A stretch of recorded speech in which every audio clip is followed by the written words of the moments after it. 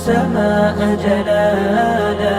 فأزيد أسراب الغيوم جمالا. بسم الله الرحمن الرحيم. الحمد لله رب العالمين، والصلاة والسلام على رسوله الأمين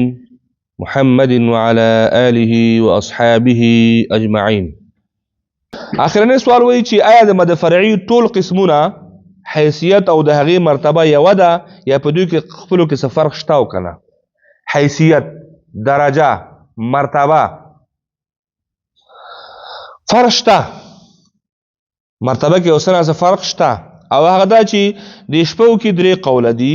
او درې قوي دي او درې پکې ضعیف دي.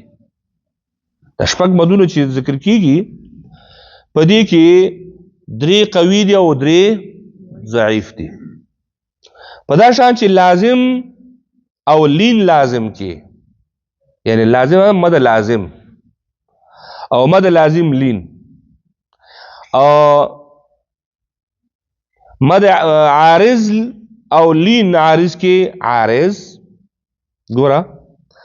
لازم او لین لازم کې چې دواړو مقایسه وشي، یعنی مد لازم او مد لازم لین، په دې کې دا مد لازم چې ده دا قوي ده. چا نه قوي ده؟ مد لازم لین نه. مد لازم آل آنا دا مد قوي ده په مقابل د عین. خبر ورسېدلې؟ ځکه هغه مد لازم ده او دا مد لازم لین ده. د لین د ټکي سره د دې مرتبه د هغې نه ټیټه ده. واضحه شوه اوس خبره؟ ورپسې وایي عارض او لین عارض، یعنی مد عارض وقفي، مد عارض وقفي لین. مد عارض وقفي لین په مقابل کې مد عارض وقفي قوي ده. قوي مد عارض وقفي ده، ځکه خو قوي مګر هلته هغوی چې هغې کې طول بهترو او وقفي لین کې قصر بهتره ده ځکه هغه پې قوي ده. صحیح شو؟ دریم کټګورۍ کې د مد متصل او د مد منفصل ده، نو متصل قوي ده په منفصل باندې. واضحه شوه؟ لازمو کې مد لازم هغه که حرفي مخفف وي که حرفي مثقل وي، خو لازم ده که نه؟ دا خو اقسام دي. یوازې لازم په لازم لین باندې قوي ده، لازم په لازم لین باندې قوي ده. مد عارض وقفي په مد عارض وقفي لین باندې قوي ده. وقفي لین څه شی شو؟ ضعیف شو کنه، او لازم لین هم ضعیف شو. مد لازم قوي، مد لازم لین ضعیف. مد عارض وقفي قوي، مد عارض وقفي لین ضعیف. مد متصل قوي او مد منفصل ضعیف. اوس واضح شو ان شاء الله؟ دا درې خو قوي دي او درې په مقابل کې دا چې دي ضعیف دي. بل سوال وایي چې مدونه چې قوي او ضعیف ته تقسیم شوي دي، دا جزئیات دي. ګوره دا موږ مخکې دې ته فکر وي. مدونه چې قوي او په ضعیف باندې تقسیم شوي دي او دغه شان طول او توسط د مقدار باره کې چې کوم مختلف اقوال ذکر شوي دي، نو دې مقصد څه شی دی؟ خو مدو بس ساده خبره وه، بس ورور او جنجال پکې جوړی اوس که نه، اقسام دي قوي ده او ضعیف ده، مقصد څه شی ده وایي؟ نو ځواب په دې کې ده چې نو په دوی کې برابري او مساوات ملحوظ ساتل ضروري دي. برابري او مساوات یعنی دا د دې لپاره دي، مقصد یې دا ده چې که چېرته یو شان مدونه وي، یو شان مدونه وي، هغې کې به برابري به کوې، مساوات به کوې. مد لازم راغلل، مد لازم مثلا مد لازم حرفي مخفف کاف ها خو پکې نه ده که نه، ها یا عین. اوس عین څه شی ده؟ لازم لین ده. او کاف څه شی و؟ هغه مد لازم ده. اوس د دواړو په مقابل کې ترجیح به چاته ورکړی شي؟ لازم ته، ځکه لازم د لازم لین په مقابل کې قوي ده. او که ترجیح نه ورکې نو ضعیف خو په دې مقابل کې بیخي نه راولي، چې په دې کې ته درې الف وکې په کاف کې او حاله چې کاف قوي ده په عین باندې او عین کې پنځه په وکړي عین کې خو نرمخ طرف کې پروت ده او خو کې راخل کیږي هم نو الته په کار ده چې دا د هغه په مقابل کې ضعیف ده باید د هغه په مقابل کې که برابر شنو مشکل نه پیدا کوي او که ترجیح خبره شوله نو ترجیح کې به مشکل پیدا کوي نو ځکه وای دا پیژندل پکار دي چې دا قوي ده او دا ضعیف ده نو چېرته تا نه چې دی نو قوي درنه ټیټ پاتې نشي او ضعیف درنه اوچت نشي په مقصد یې پوه شوې اوس همدغه شان وایي د دوی په طریقو کې عدم مساوات لازم شي بیا که دا اول شوی عدم مساوات به څه کېږي لازمیږي او نه د وجوه د مقدارونو باره کې چې کوم مختلف اقوال ذکر شوي دي په هغو کې ګډوډي را نشي ته چې ضعیف او قوي ونه پېژنې خو بیا چې څه د خو همغه به کوې که نه نو تا ضعیف او قوي ځکه وویشل شو چې ته مختلف اقوال مساوات ملحوظ وساتې عدم مساوات وپېژنې او ضعیف په قوي باندې ترجیح نشي دا د پېژندلو دپاره وایي چې ګډوډي رامنځته نشي او که چېرته په دوی کې یو قوي او بل ضعیف وي نو په دې صورت کې قوي د ضعیف نه اوږدول هم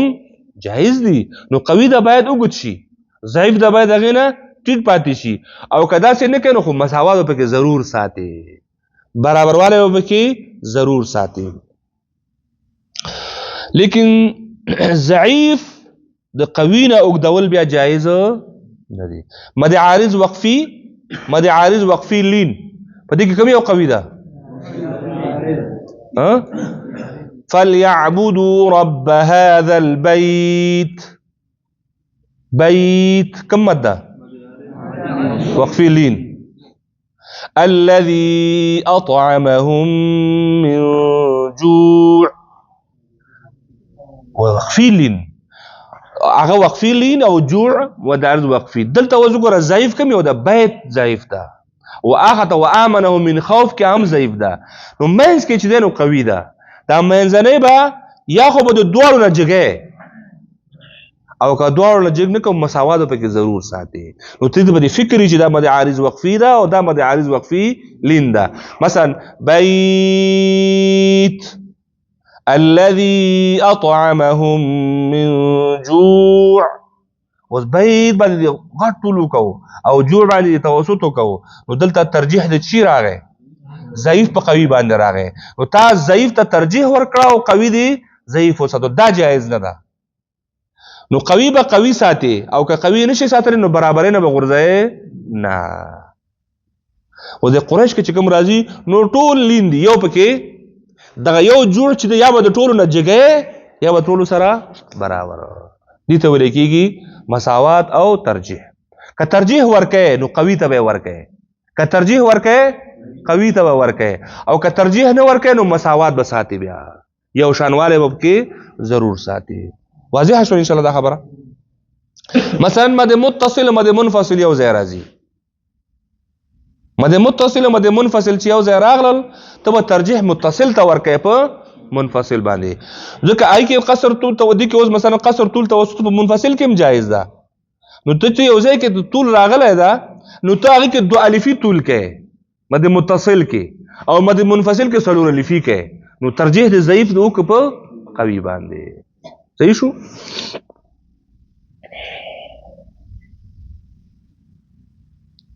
ها بل سوال ده کنه د طول او توسط مبارک چې کوم مختلف اقوال ذکر شوي دي طول او توسط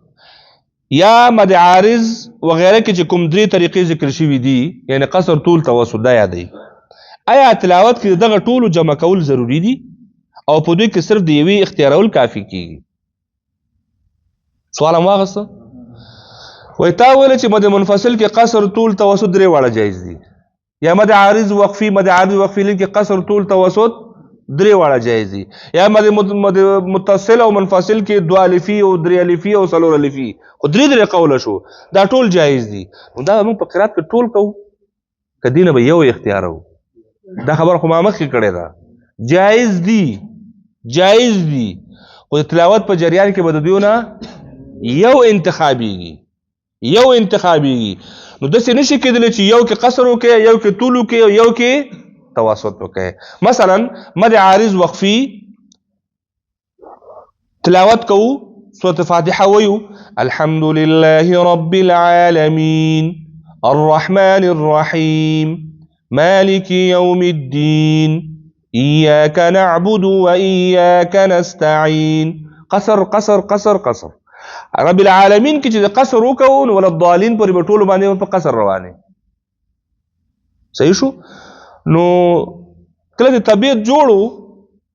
وځه قصر نکوم تدویر تلاوت کوم دا خو د حضر په شکل باندې وو نو او ما تاسو ویلي موجود تلاوت د مرتبه ته په کتو باندې باید انتخاب شي که تلاوت مرتبه ستا تیز وا حضر وو نو مت پر ټول کې ټیټه مرتبه